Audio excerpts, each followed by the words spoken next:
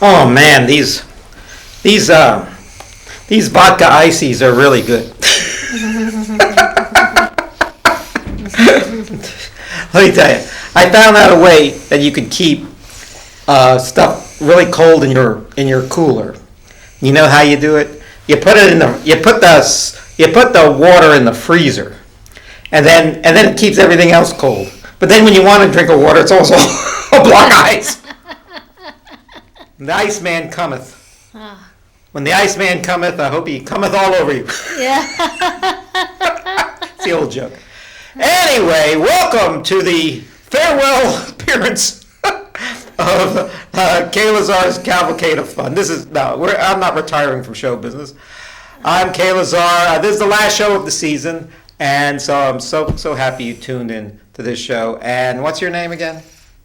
Mary Elizabeth. My name is Mary Elizabeth. You have to be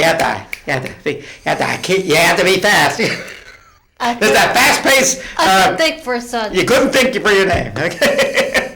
So anyway, it's so nice to have you here, Mary. Mary Elizabeth has appeared pretty much on every show I've done in the last few years. So yeah. We're like the Alfred Lunt and Lynn Fontanne of the convalescent crowd. Yeah.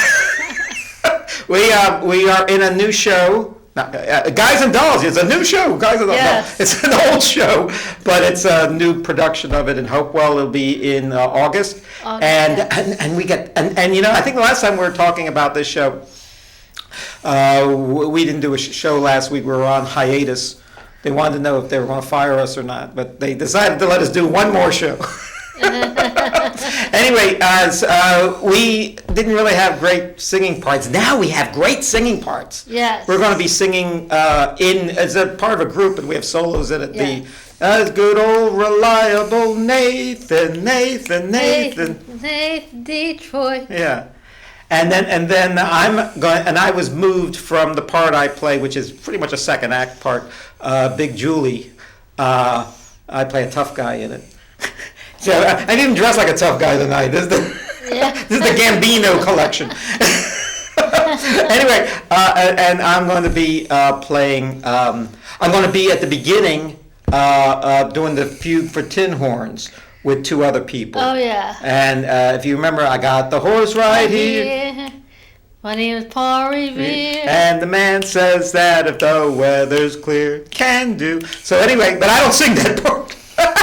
I come in third, which is hard, which is really important because I have to keep singing while everyone else is just singing their regular song. And there's Paul Revere, Valentine, and then the guy has a horse named Epitaph, and I'm the guy with Epitaph. I got the horse right here. Now, let me get you up to date of a lot of what's going on in the show business and in our world. That we make live performances and appearances everywhere. We're going to talk about a major one later on, but let me just say a few of them. We do this show, of course, and then there's the Guys and Dolls, and then Swagger. Yes. We were in the miniseries Swagger. Yes. And now it's on Apple TV. Yep. So if you have Apple TV, get it and watch Mary and myself in it. Yes. And a whole bunch of high school basketball players. Yes. That's what it's mainly about. Yeah. And I got to work with Ice Cube's son, who is his name is O'Shea Jackson. He's really Jr. nice. He was nice, yeah. And yeah, his father's a real mean guy. I'm sure his father's fine. Yeah. But he looks just like his father. And he plays, I think, the coach, or one of the coaches. Yeah. And then the head of the high school, or the head of the high school league is played by Orlando Jones, and a comedian who's in a lot of movies and TV shows. And I got to work with both of them. Yeah. You did too. And so you can see Swagger. It's on Apple TV. Now, if you don't have Apple TV, if you don't plan on getting it, somebody told me you can get it for a month for free. And then watch everything you get, then cancel after a month. And then you get to see it. What's good? What good is it going to do? What do you mean? Like, if you get it for free and you forget to, like... Oh, well, see, they hope you forget. Yeah. Oh, gosh. Don't get me started on all the magazine subscriptions and the Book of the Month Club and the Columbia Record and Tape Club. I'm still, I've actually paid my college loans already, but the Columbia Record and Tape Club still comes after me. Yeah. I don't even think it exists anymore, and they still want their pound of flesh. Let me tell you about the Columbia Record and Tape Club. They sent me, this is in the day of like LPs, they sent me 10 LPs for a penny. No, for 99 cents. It went up from a penny to 99 cents, 10 LPs. And so I sent them the 99 cents, and they sent me the 10 LPs. And then they kept hounding me for the next couple of years. Wow. I thought our deal was done. Wow. A few times I was going to try to order from Columbia House or whatever. Yeah. But my mom kind of stopped me to do it. So. You know why your mom stopped you? Wow. She was a smart woman, but not Yes. not only that, she probably herself at your age probably did the same thing. Her mother got mad at her. Yeah. The other thing is, I had a friend. I think I said this once before on a show. I had a friend who was from Ireland, and he was visiting America, and he went all over America, and he came, and because he knew me, he came around, and we talked about the good old days, and then he was on his way to, I think, Washington and Baltimore, then New York, and then he was going back to Ireland, and he had all these CDs. And I said, "Where'd you get all these CDs from?" So he goes, "Columbia Record and Tape Club." I said, "You owe more on that." He goes, "No, I'm going to Ireland." I sent them my dollar. I got all these CDs. Wow. It's someone else's problem now. Oh, man. Wow. Sometimes you'll go to thrift stores, and you'll see these albums, like the greatest hits of, Jerry Vale, or the greatest hits of Weird Al Yankovic or something. And then you realize that these were those CDs that they sent you when you didn't order a particular one, that were made, they said, exclusively for our greatest customers, or greatest, and it's not some junky 10 song CD that everyone else already has. Wow. So anyway, so Swagger, what was I talking about? Swagger is happening in On Apple TV. in Apple TV. Anytime you want to watch it, I think. Yeah. I don't know anything about it. It's the second season, and I haven't seen the first season, so I have to catch up. I'm not in the first season, so I don't even know why I have to watch the first season to catch up with the second season. I know. I've been in so many shows like that. They're like streaming series and stuff.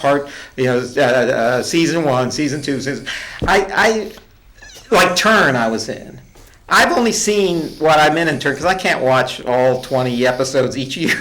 for the 3 seconds I'm in it in the second season. The other thing is, I think in the middle of July, I'm going to be in the. I was just hired to be in the 48-hour film thing. So if you go, and they'll eventually be on the internet, I'm sure, after they're made and after they're a competition, and the 48-hour film thing. We've been in a few of them already, but I'm sort of a free agent now, and putting myself out there for anyone who wants. I think you mentioned last week that if you want us for it, but someone actually I auditioned for it, and somebody has already contacted me, so I'm looking forward to doing the 48 hour. Now the 48 hours is not a 48-hour movie. You don't have to. It's not like our Andy Warhol style movie. You have to watch it 48 hours. It's 48 hours to make like a 6-7 minute movie.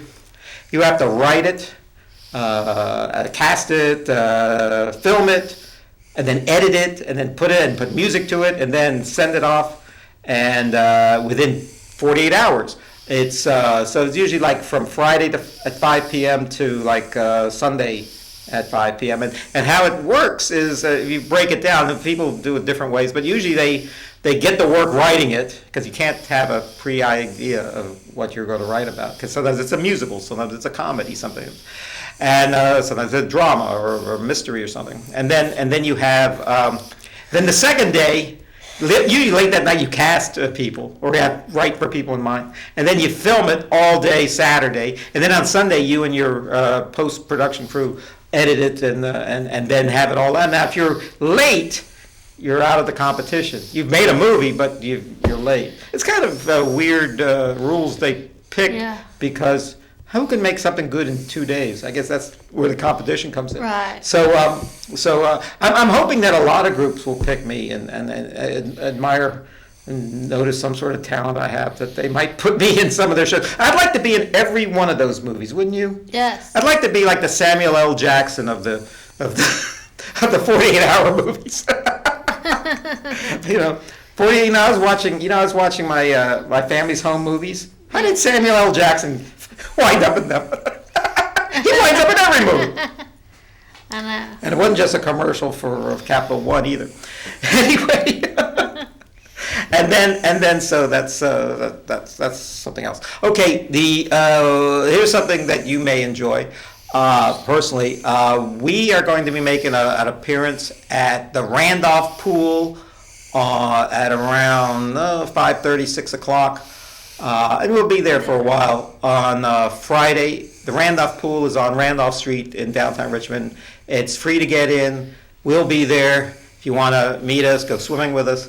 That should be fun. So I look forward to seeing you there. A couple of weeks ago, we made an appearance at the Virginia Museum Big Friday nights, and I want to say hi to all the people who said hello. Yes. Yeah, and all the nice people. Museums and swimming pools, I just love them. Yes. I love the people who go to them. They're my kind of people. Yes. Yeah. Gymnasiums and health clubs, I like those people too. People, I don't know, the wrestling matches. the hot dog eating contests, they're not my, I don't usually meet my fans there. Usually the people who don't like the shows I do, I always joke, I never worry about where I go to the museums and the health clubs. My enemies usually never show up there anyway. So we'll mention again at the end of the show that we'll be making an appearance at the Randolph Pool. I think it's June 30th at 5:30. Yeah. All right, and if you see us, say hi. Right. It should be crowded. It's a big holiday weekend. You having fun for this holiday, this 4th of July? Yes. Yeah, I'm wearing my 4th of July, my patriotic tie. Cool. With New York on the front. Okay. Yeah. The Statue of Liberty. Oh. Oh, by the way, I hope you like my hair. She styled my hair for me today. Yeah. It's out in like the Statue of Liberty. It's out in points right now. Got the Brill cream to it.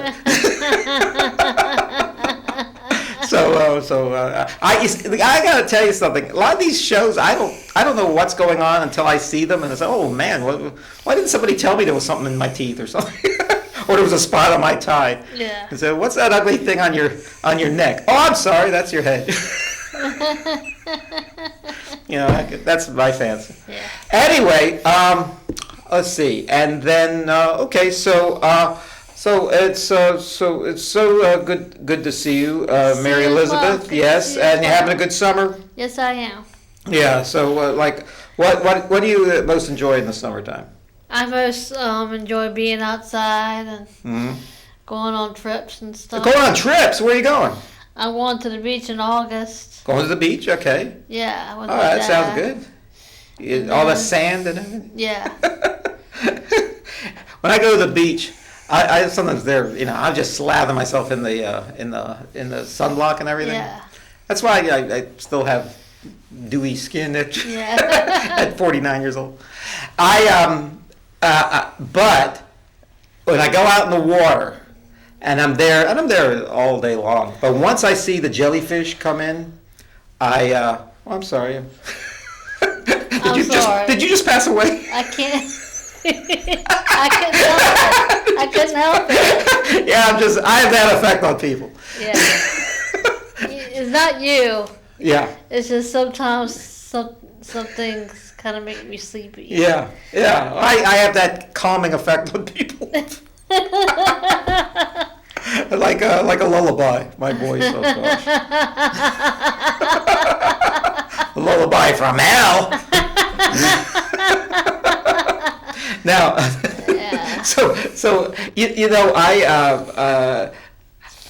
sometimes when I'm talking, people will start, ignoring me and stuff, or start reading their magazine or something, and I'll say, and then they say, "Are you listening to me? Do you want me to talk louder?" And they say, "No, please don't talk louder. Can you hear me?"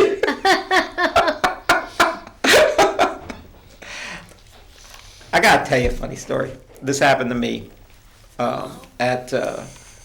You remember Tower Records? Yes. There was a Tower Records in the shopping center in Richmond, and they had two entrances, one in the back and one in the front. And my friends, I didn't know my friend was in the front. Yeah. He was in the parking lot talking with one of his friends, and I was in the back talking to somebody in the back parking lot, and I was talking. Yeah. And the guys in the front says, "I can't make out, but I think I hear Kevin's voice over in the parking lot." And of course, they drove by and they waved and they said, "Oh, hi," and I was, But what was funny was that it wasn't until I didn't know that they were there, and he told me that story next time I saw him personally, rather than wave that. So my voice really does carry. Yeah. Yeah. They don't give me a microphone when I'm in the theater. Yeah. They're afraid I'm going to blow it out sometimes. Blow it out! Blow it out your barracks bag, Yeah. we used to say. Yeah. And so I go to the beach, and once I see the jellyfish, that's it. I said, okay, I've been out here too long. Time to get a soda or something. Yeah. Now, you went to tell me about the beach you went to. It wasn't Virginia Beach, it was a different beach. Colonial Beach. Now tell me about Colonial Beach, for most people don't know about it. Colonial Beach is like a neighborhood kind of beach. Mm-hmm. It's a small community beach. Mm-hmm. It's really nice. It's a lot of people haven't heard of it Mm-hmm. because it's community. Mm-hmm. And it's really nice. You can walk. Is there a Ferris wheel there already? No. Do you have to pay to use the bathroom there?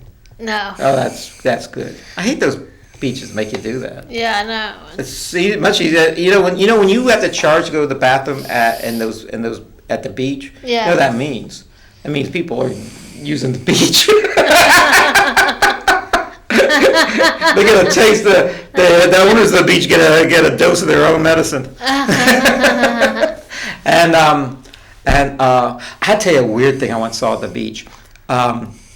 This is one of the wildest things I think I have ever seen. Is if I could, you know what a muskrat is?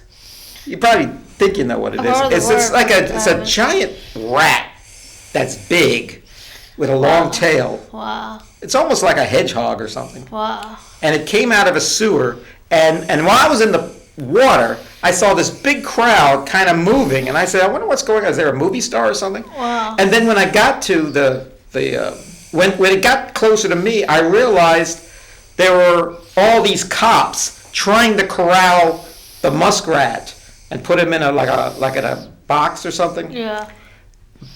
But they were afraid of the muskrat because the muskrat was actually kind of like going after them and all, and the people around them were the same. Were actually just enjoying the spectacle of these policemen trying to put they were more like the I guess the guard of the beach. And then all of a sudden, I'm not kidding you, a 9-year-old girl just walked up to the muskrat and just picked it up by its tail and put it in the box. Wow. She had no fear of it at all. Are you serious? Do you have any fear of any sort of animals or anything? Bugs? You like bugs? Not really. I'm afraid of spiders. You don't like spiders? Okay. No, I don't. Yeah, a lot of women I know don't like spiders. I don't care about spiders. My mom never liked them either. No. Roaches, I don't like any of that stuff. Yeah. I mean, I don't like them. I don't worry about them. I really don't like mice and rats.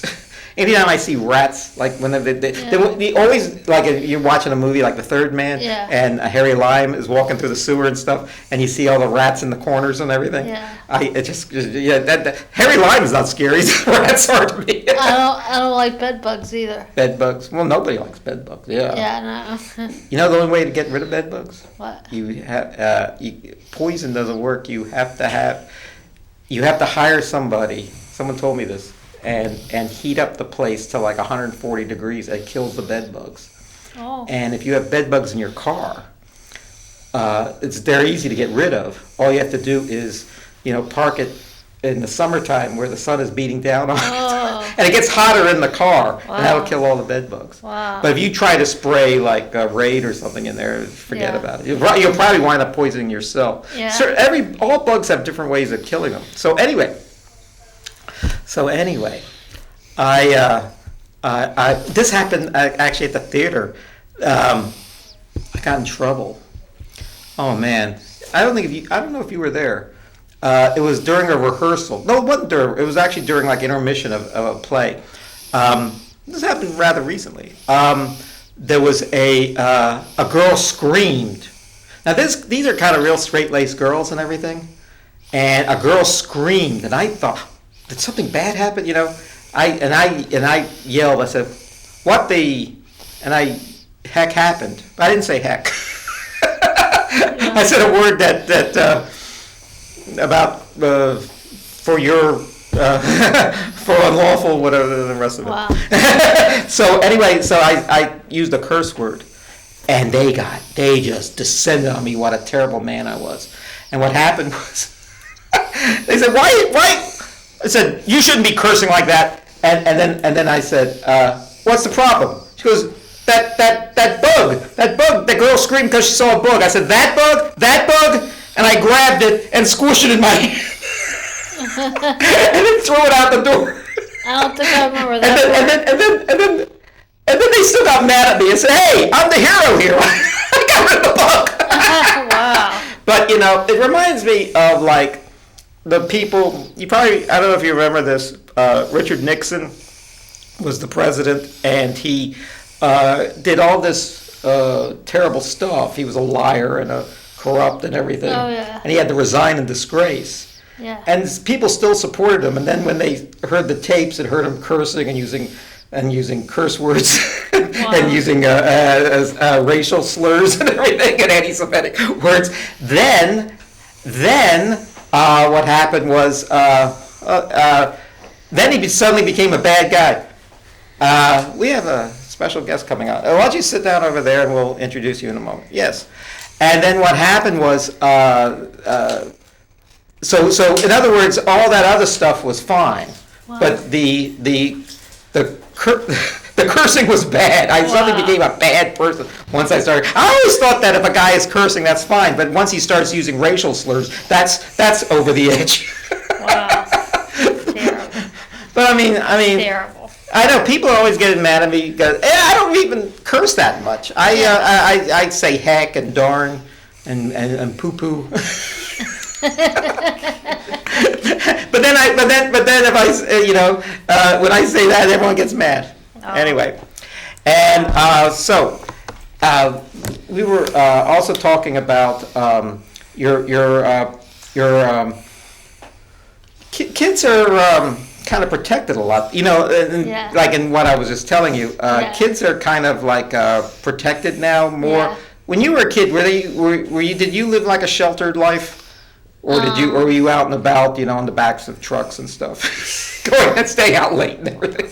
I was kind of sheltered. You were sheltered, yeah? Yeah, like I wanted to be all by myself. What, you wanted to be by yourself? Yeah. When I was a kid, and we went to the department store, boom, I was gone. Oh yeah. I was gone. Yeah. And then sometimes they'd have to make an announcement on the loudspeaker. Yeah. Well, the parents of Kevin, please come to the front. He is waiting for his parents. He is lost. I remember I was lost at a department store so bad that I didn't know where my parents were. But I did every time I went to the store, I wanted to look around by myself. Yeah. Oh, yeah. Like, I like to look around stores. Yeah. I was always like that. Couldn't wait to bolt from the group. Yeah. And so I was lost, and my sister, I heard on the announcer, my sister's name is Maeve, said, "Will the parents of Maeve please come to the front?" I said, "Oh, great! I'm going to come to the front, and then and then Mom will be there, and then I'll be found, you know." So then what happened was, I show up there, and Maeve says, "Oh, Kevin's here, and then the guy looked at me because I didn't seem to really do much other than just stand there. Yeah. He goes, "Are you lost too?" Yeah.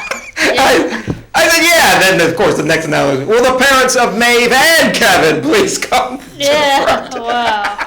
Never forgot that. Wow. But anyway, we'll continue this scintillating discussion later. As I mentioned, that this is the final show of the season. So we have real special guests coming up now. These Vince is here, and you all know my next guest, as they say. You all know my next guest, Vince, but he brought a friend of ours, and her name is Susan. And come on up. All right. I'm going to be standing.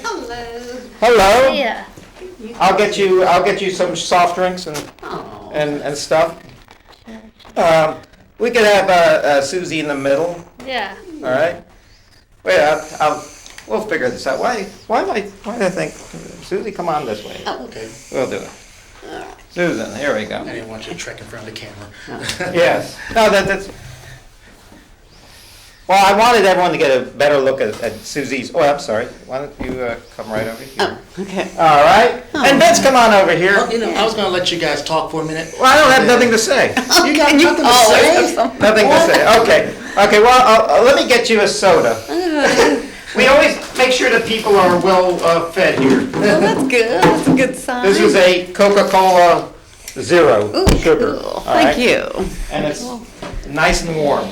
Yeah, Because it's a special Thank special you. event. I have to check. See how nice I am? Yes. He has ginger ale. You have ginger ale. You have Coca-Cola. I have water. Oh, God. I'm so poor. Oh. Now, Susie, it's so great to see Susie. too. You know, Mary and Yeah. that's ladies' night tonight. Oh, that's sweet. Now, I was asked this before you came here. I said I had a feeling you were going to be here. Books. How's the books? How's the book business? Oh, it's fine, I guess. I'm always writing something, usually some short stories or poems, So, yeah, it's always something going on. I read a lot of books, too. Yeah. That's my thing. Instead of watching movies or Oh, no. whatever, I read a lot of books. And stuff. You read? I don't read any book unless it has pictures in it. Oh, I just look at the pictures. We talked about books before. What are your favorite? Who are your favorite writers? Oh, let's see. I like thrillers and stuff. So Yeah. people like. Well, I'm sure you know about James Patterson. Oh, James Patterson, of course. Yeah, and John Grisham. Oh yeah, Yeah, and Stephen King. Stephen King. All those guys. all those guys. Yeah. Let me tell you about James Patterson. I think James Patterson is the #1 writer of all time. I believe it. He's written something like 200 books or something. know. He comes out with a book every Every few days. few days. Yeah. He writes them with other people, but Yeah. I don't think, like Bill Clinton and stuff, I don't think those people write them at all. I think they just show up at the book signings. Yeah. Do you have book signings yourself? What year was it? I think it was in 2011 or 12 or something like that. Well, we'll get you back on the circuit. Yeah. Sounds good. Would you like me to help you open? Oh yeah, do you want this opened? Oh, I got it. Oh, I'm sorry. Here we go. Thank you. And no minutes. Yeah, I'm always afraid. I'm so fearful. Whenever I open one of those things, it's all going to spritz up. I know that happened before. It gets Yeah. all in your face. Now if it's seltzer water, that's good because then it actually your clothes are cleaner. Yeah. Exactly. After they spritz on you. So James Patterson, and you mentioned, who's the second? Oh, John Grisham. John Grisham. Yeah, he's really good. John Grisham, let me tell you about John Grisham. I met John Grisham. From Virginia, right? Yeah. Well, he's originally from Mississippi, and he lives in Charlottesville. Okay. And he produced a movie called Mickey, Oh. and had Harry Connick, and he wrote it and produced it, and Harry Connick was the actor in it, and it was G-rated, and I don't think anyone saw this movie. I think it was but it was a very low budget film. It all was filmed on baseball lots. It all takes place in the Little League World Series, and that's a pretty good story. And John Grisham wrote it. Wow. He's an extra in it. And the day I was an extra in it, John Grisham was there. I said, "Oh, John, how you doing?" That's so cool. I think I was the only one who recognized because he was wearing like a baseball uniform, like a coach was, for the Little League. So I recognized him. John Grisham. So I have a knack for just meeting people all the time. Yeah. John Grisham, he was interviewed recently, and they said, "What's the biggest mistake you've ever made of your very successful life?" And he goes, "I once tried to produce a movie with my own money." Oh. And I said, "I was in that movie." Oh. Were you in that movie? Yes. Mickey, yeah, you were in it. It was made in Richmond. It was made all over. I think it was even made in Williamsport, where the League World Series is. Okay. So, do you have any favorite books yourself? We don't talk enough about books. Me? Yeah. Oh, I like I like the Diary of the Wimpy Kid. Oh, the Diary. Those are fun. Yeah, that's really good. They are so fun. Hey, come on. Or you can come this way. You want to sit down here? Yeah. Bring your soda with you. Yeah, I'm gonna bring my soda. Yeah. I'm gonna do They are a. so We're doing this is like Yes, Playboy yes, After I'm Dark. We're just drinking and talking and walking in front of Yeah, walk cameras. in front of cameras. Playboy I don't want to walk philosophers. in front of the camera, but that's okay. Okay. All right. Thank you. Room Thank for you. Yes, everybody- room for Everybody everybody. get close. Yes. All right. This is Vince. How y'all doing tonight? Vinny Mac. Yes. Right. Yeah. Yes, I am here. Vinny Mac is here. Yeah. Yay. How you And thanks doing? for Good, how are bringing you? bringing our friends. Yes, This is like a you're really welcome. bad dating game right now.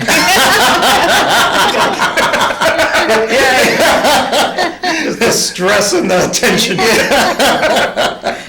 No, these people are all longtime friends of mine. Yes. And so I'm so happy that you could come on our Thank you. penultimate valedictory of a show of a season. Yes. Do you have any favorite books yourself? Only the ones that I can basically draw stick figures on. Wait, what do you mean? You mean journals or something? Yeah. Like blank pages? Yeah. It's like I would draw on the Wall Street Journal. Draw the stock graph. Let me tell you something. People buy me because they think of me as this literary guy, and they buy me blank journals all the time with bound and everything, and they're very nice, and they usually cost at the books. They used to be quite cheap, like $3, but now they cost about $5 or $6. They don't even cost more than that. And I haven't bought one in years because I still have so many of them that I haven't filled up yet. And I think, people I think are winking when they buy me these things. You should start writing in them. Write a good couple stories. Yeah. Usually I just, but when you write like that, I do write, but when I write on the internet, or should I say, on a typewriter, at least I can make a copy of it. I can send it out. I can make the house could burn down. I'll still have a copy of it. No one will throw it in the fire like Hemingway's wife did. Or something.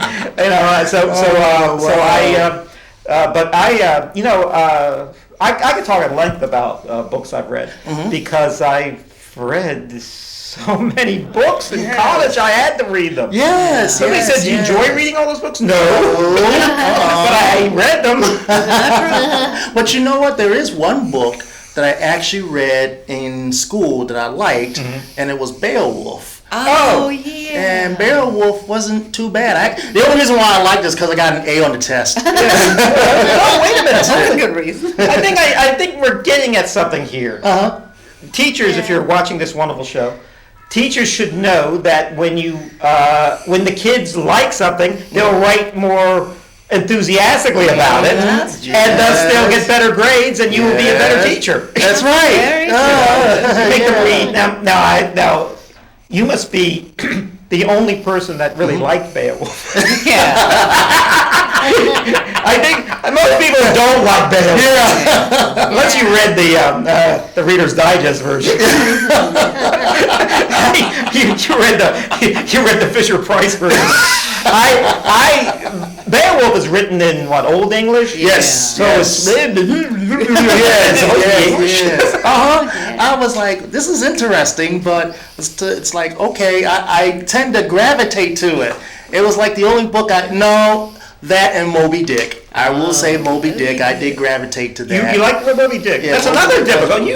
You are quite the intellectual scholar. Yeah. And Moby Dick and Beowulf. Most people have never read those.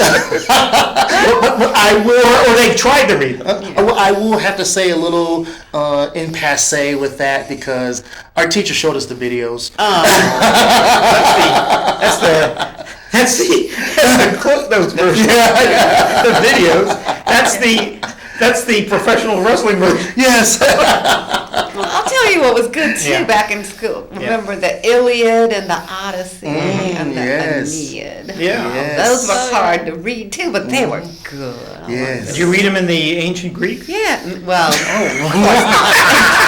but we had to read it, in our English class. Yeah. And it was so hard. Our teacher gave us a quiz every single day. Oh. After we read a section of it. Of course, most people flunked because it was so. Then we discussed, the answers and stuff after we took the quiz and. Yeah. Yeah, so I thought, I thought it was just me, but it wasn't just me. It was the whole class that was having. I once took a course in school. It was 18th century literature. You probably like Tom Jones, not the singer, but the book. Yeah. And they made a movie about it. And then there's also Barry Lyndon by Thackeray, which became a movie. And if you've seen any of these movies, they're very long and drawn out and dull. Exactly. The books are surprisingly just like that. They used to make us read and write in book reports. Oh, Yes. I was always good at those. Okay. I was good at those, too. Great. When I was in Sometimes I didn't read the book, and I wrote a pretty good book report. This is a great book. Yeah. I'm not going to tell you what happens at the end, but read it for yourself.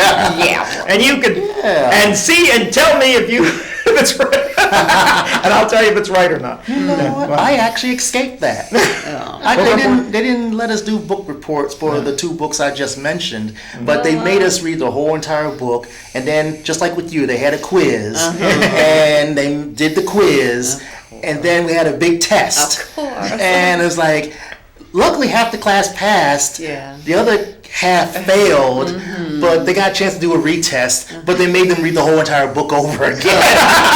Oh yeah. Once was bad enough. Yes. I have a knack when I'm reading anything, a magazine article or anything, is that if I take my eyes away from it, and then I go back, my eyes go right back. Yep. Even an hour later, goes right back to where it was. Now, however, that's not everything. Those thick Thackeray and books and stuff. I pretty much. Where am I?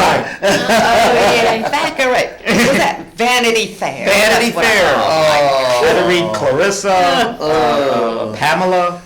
I found that these books were so popular in the 18th century that the names Pamela, no one ever heard of that name Pamela. It became, no one even knew how to pronounce it until that book came along.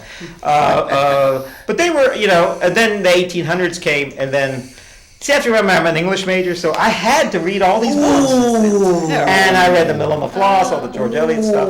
I read, and then the 20th century comes, and actually I like the 20th century because I was living in the 20th century. And the Hemingways, the James Joyce. Yes. And then even the play. I like the plays a lot. I read Henrik Ibsen, and I read Old Man in the Sea. O'Neill, Oscar Wilde, Yeah. all that's Noel Coward. Old Man in the Sea. Old Man in the Sea, read it all. There are these really funny books. They had like different animals, like the unicorn and stuff. One of them's named Sassafras. Is this by Rudyard Kipling? I think so. The Twice Told Tales. Yes. Oh, Ricky Tikki Tavi. Remember? Yes, yes, Ricky Tikki Tavi. I love that mongoose. I rooted for the mongoose. Me too. I love the mongoose. I'm not sure a mongoose can kill a snake, a cobra though. Well, one of the books was called Sassafras, Mm-hmm. and some other ones. I forgot what the other ones were. Did you ever read the Pippi Longstocking books? Oh yeah, it was cool. Those were good. Yes, yes. And I remember there was another book, sort of like a Ramona the Pest. Oh yeah. Oh, And, I did not read and that. I didn't there's read that. there was actually a whole literary genre at the time of teenage girls got in a lot of trouble. Anna Green Gables, Ramona the Pest. One of the Pest was interesting because I remember her, the author Beverly Cleary. Yes. Her characters went to Glenwood School. What? And when I was in elementary school, I went to Glenwood School myself. Except I think her Glenwood School was in Oregon, but my Glenwood School was in Illinois. The franchise. Yeah. Yeah. They had her picture up. They had her picture up in the classroom. Don't be like this girl. So like when they had their picture at the cash register at the 7-Eleven. Don't take checks from this man. Yeah. Don't be like Ramona. You know, one book I did not really Care get for? into No. was Romeo and Juliet. Oh, I didn't know. Romeo and Juliet. Let me tell you about Romeo and Juliet. I've seen probably of all the Shakespeare plays. I've seen that. I've seen it. I've read it, of course, but I've seen it so many times, movies and on stage. And every time I see Romeo and Juliet, I think this is the version where they don't kill each other. Yes. And then it's truly. In fact, there's a movie called Shakespeare in Love, which is very good. And at the end of it.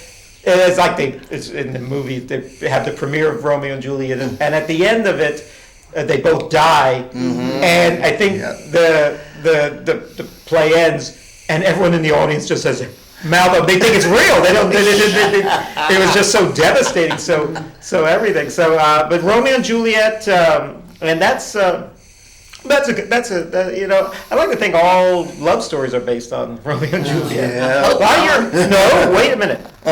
Almost all your great love stories in fiction have unhappy endings. Yeah. Romeo and Juliet, Wuthering Heights, Jane Eyre, Crazy Woman in the Tower. And then the only ones that have happy endings are the Jane Austen. Jane Austen. It's very important to know that Jane Austen never got married. Oh, no. And but she had a very rose-colored glasses idea of what marriage and romance is like, because she never had to live it. Now, let me tell you, though, it's important to note the time, at the end of a Jane Austen story, pretty much all of them have the same ending, where all the right people meet each other and they all fall in love and live happily ever after. Now, what usually happens earlier in Jane Austen, and there's a lot of stories this happens, a lot of Shakespeare that happens, is that they're arranged marriages. Yeah. Which, marrying for love was not a concept in those days. You marry, even royalty to this day, they just pair you with people who you don't even like. And you're expected to have kids and everything with them. Oh. Now, in the case of Jane Austen, people fall in love and they have to break free from the person they're betrothed to, and of course it all happens at the end. But in its own way, that was kind of a revolutionary ending to stories, because people, maybe because of Jane Austen, people are now marrying for love, because before then it's what their daddy picked for them. That's right. Their daddies picked for them. Even the Fantastics, their daddies picked for them. The famous play, musical. I'm going to talk about Shakespeare in a moment, but let me tell you something about Shakespeare.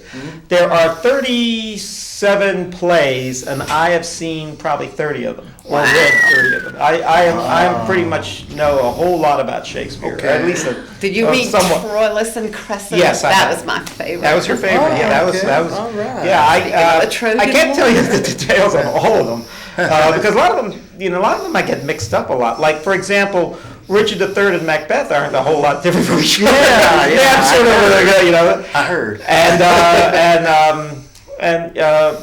Also, I think I mentioned this once before. A lot of them are comedies, and the joke is, or the story is, how come they're not funny? Yeah.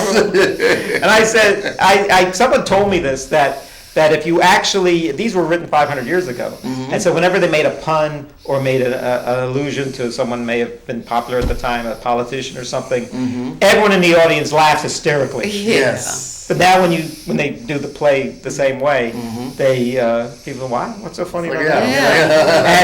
And they said now if you get like the annotated Shakespeare plays, the Penguin editions, they always have like footnotes to explain why the jokes are funny. Yeah. If you need a footnote to tell you why a joke is funny, it's not funny. Now, also let me tell you about the comedies. This is what I learned about comedies. I mean, Shakespearean comedies or any type of comedy. The definition of a comedy is not that it's funny, it's that it has a happy ending. A tragedy has an unhappy ending. But if you know certain plays that have happy endings, like Measure for Measure or The Merchant of Venice, are not all that funny leading up to it. They're pretty rough. I mean, people are about to die, people are about to get a pound of flesh carved out or another play like that, the real tragedy, is King Lear. Oh, yeah. And every time I see King Lear, you remember I just mentioned about Romeo and Juliet. Yes. I even have a worse story about King Lear. Is when that guy gets his eyes gouged out because he's supposed to he's supposed to tell where King Lear is, and he doesn't know, and he really doesn't know. And that just It's sad. It's just so. There's a movie, if you like Shakespeare. There's a really good movie I mentioned Vincent Price. I mentioned him earlier. I didn't mention him on this show. Called Theater of Blood. Ooh. And if you catch it, that's rather funny. Okay. Vincent Price plays this critic whose career I think is over because the critics are not critic. He plays an actor who's not probably all that good, and he has revenge against all the critics by killing them all in Shakespearean ways. And every major death in a Shakespeare play.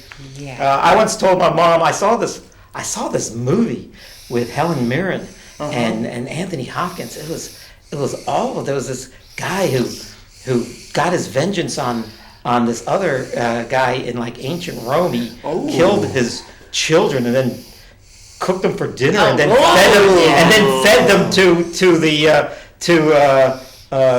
to his rival.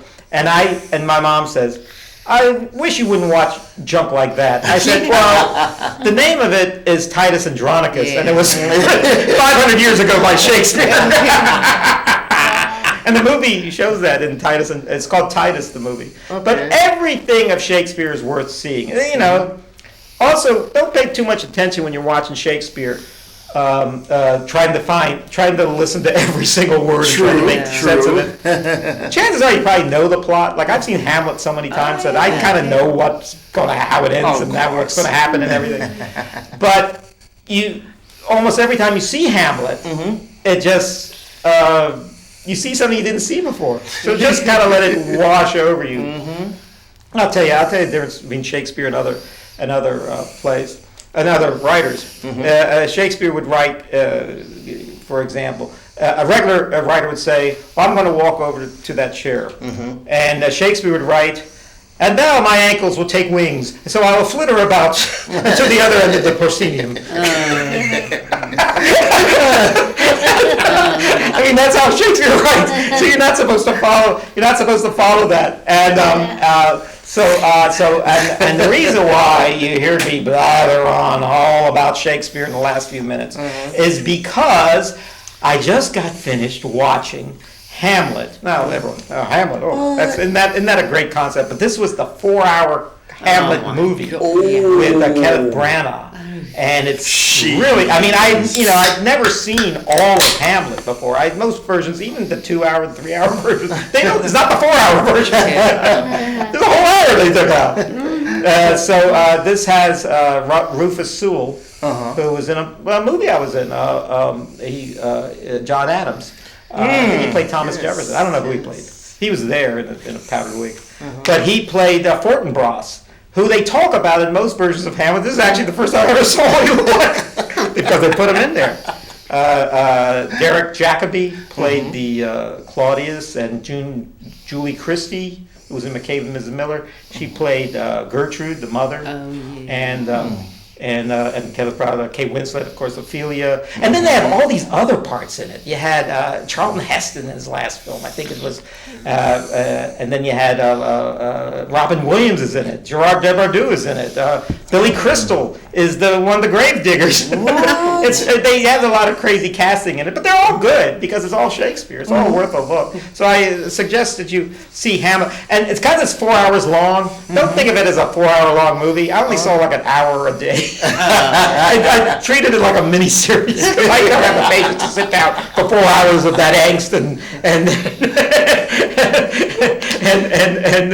soliloquies and everything. Yeah. Now with all these cast in there, did they be in the movie just because they want like a Shakespeare credit or something like that? They you know, it's easy to be in Shakespeare in a movie because you can go on cue cards and stuff.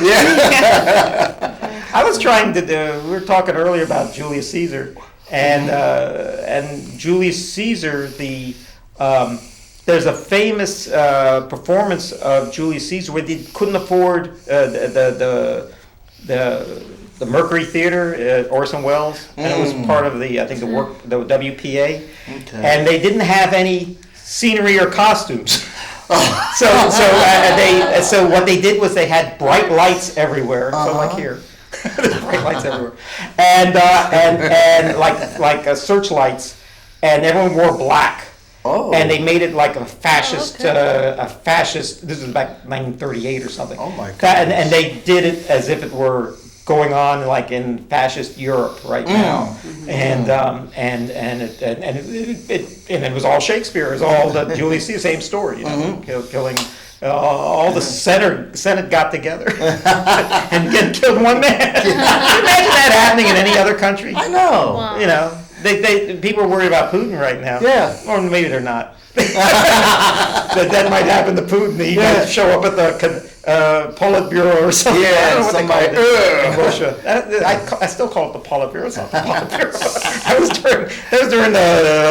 That was during Khrushchev.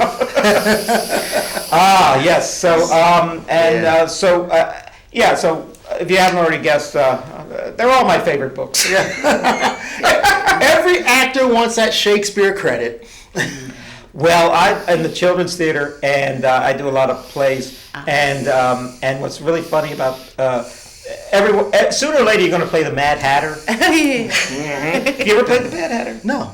Well, I played the Mad Hatter, and you play in the children's theater when you play the Mad Hatter. It's like playing Hamlet. It's like the equivalent of playing Hamlet. It's almost like you're saying, I know all the other actors who played Hamlet, or who played the Mad Hatter. I want to play different from Johnny Depp or Mark Stewart or any of these other people who played him, or Cary Grant or someone. And so you play him different, but it's still the Mad Hatter. Yeah.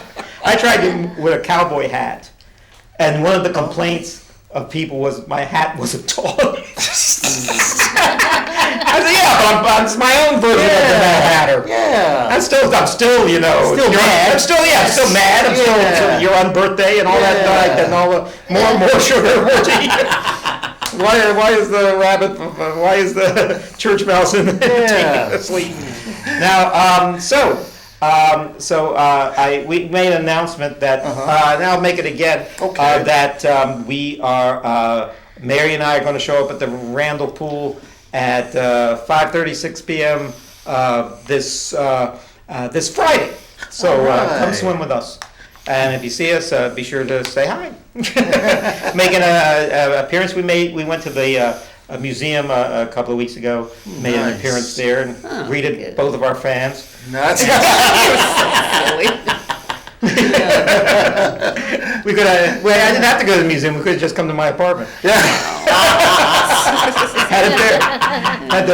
Had the meet and greet there.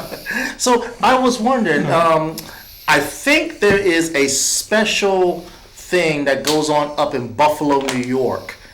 Actually, Buffalo towards Niagara Falls. Yeah. And I think it's called Shakespeare on the Niagara. All right. And I don't know if you ever heard of it, but I think I've seen it one time. And they have, during the summer, nothing but Shakespeare plays right on the Niagara River. I could just imagine. Can you speak up louder? No noise. I can't hear your quiet soliloquy.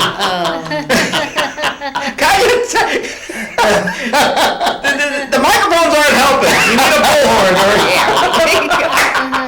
Well, it's nowhere close to the falls, Yeah. just to let you know.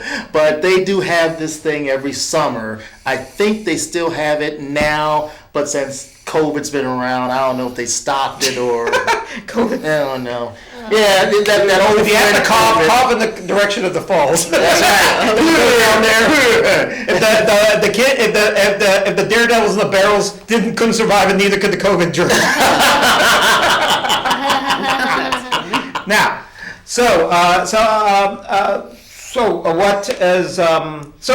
what are your plans for the summer? We were just talking about that here. Well, work and be with all you lovely people, especially with Susie here. Be with Susie. Yeah. And once in a while catch up with Mary Elizabeth. Hey. And of course with you, Kevin. Of course. Yes. Of course. Hey, remember this when we were kids? Yeah. Grab my thumbs with both hands. Oh, both. Yeah. Hi, I'm from the milk. From the Dairy Association. That's our secret handshake. But yeah, during the summer, I'm Yeah. gonna catch maybe a ball game. Oh yeah, I love ball games. I have a friend who wants to go to Milwaukee. Oh good. And we're gonna catch his favorite team, the Atlanta Braves, face the Milwaukee Brewers. Okay. And the guy is thinking more of a genius type way during the summer, because like if we went down to Atlanta to catch it, most likely it's gonna rain. Yeah. Because in Georgia it gets so humid and Yeah. hot, and it rains during the afternoon like thunderstorms in Florida. And Yeah. basically we'll go to Milwaukee where it's a dome stadium. Yeah. So- And let me tell you something. You go to Atlanta during the summertime to see a ball game, kudzu and Spanish moss all over the stadium. You hit your ball, it's like Wrigley Field in the Ivy League. Yes. In the Ivy Yeah. wall. Yes. If it gets caught in there, it's a ground rule double. But that's my summer plans. Yes. I'm not Baseball really is the into best. ball. Yeah, I just love it. So also I have that thing that I can see all the movies, and pass that Yes. the $22 pass every month. So I see all the movies. So I see all the superhero movies. And I see. Just saw the Flash last night. I saw the Flash. Yeah. Hey, I told this story a million times. I got struck by lightning, and why didn't I become like the Flash? I know. I can barely walk. Oh, that's what I also want to tell you about. I don't want to show you, but I've been moving very slowly lately because my knee's been bad. I'm getting older, and I went to the doctor. Everything. Okay, it's getting better. Thanks for all your letters. And what happened is I got myself a bandage. Now this is good advice. Get one that's adjustable, not one that's just a sleeve. A sleeve is just a sock with 2 holes in it. The sleeve might work, but so I got an adjustable one, and that's what I've been doing. So anyway, thank you for everything, for enjoying the show. We'll see you on the internet. Thank you, Mary Elizabeth. No problem. God bless you. Thank God you. bless you all. Yes, you're welcome. And thank you, Susie. My name is Kaye Lazar. See you on the internet. Oh, I can't believe this lovely outfit this lovely Yes. woman is wearing. And you look at this Mickey Mouse outfit that she's wearing. No, it's beautiful too. Anyway, we all look our best on this show. So. Yeah. Bye-bye. God bless you all. God bless you. Take care. Peace.